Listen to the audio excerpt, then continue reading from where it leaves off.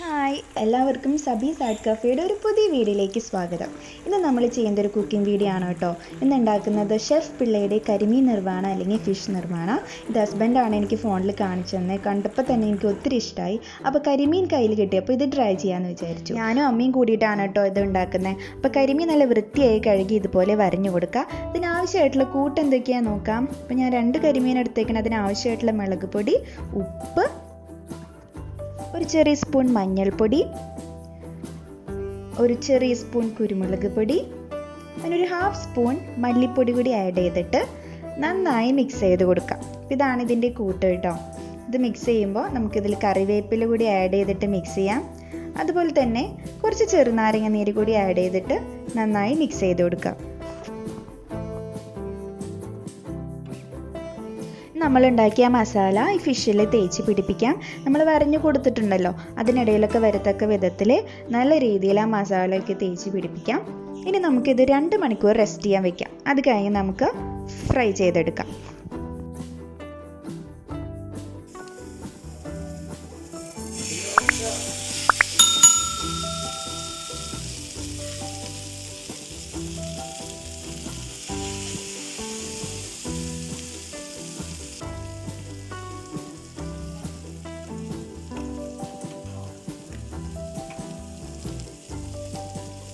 അപ്പോൾ കരിമീൻ അങ്ങനെ ഫ്രൈ ആയി കഴിയുമ്പോൾ നമുക്ക് ബാക്കി പരിപാടി എന്തൊക്കെയാണെന്ന് നോക്കാം.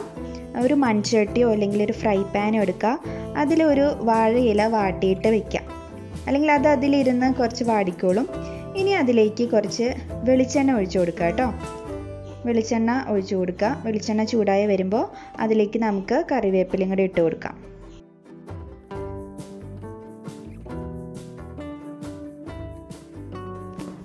അപ്പോൾ എണ്ണ നന്നായി ചൂടായിട്ടുണ്ട്. ഇനി അതിലേക്ക് നമ്മൾ ഫ്രൈ ചെയ്ത് വെച്ച കരിമീൻ വെച്ച് കൊടുക്കാം. നമ്മൾ 2 എണ്ണം ഒന്നിച്ചാണ് വെക്കുന്നത്.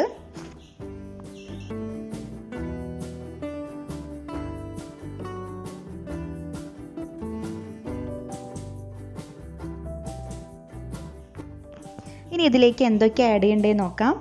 ഇനി തേങ്ങാപ്പാൽ ഇതിലേക്ക് ഒഴിച്ചു കൊടുക്കുക.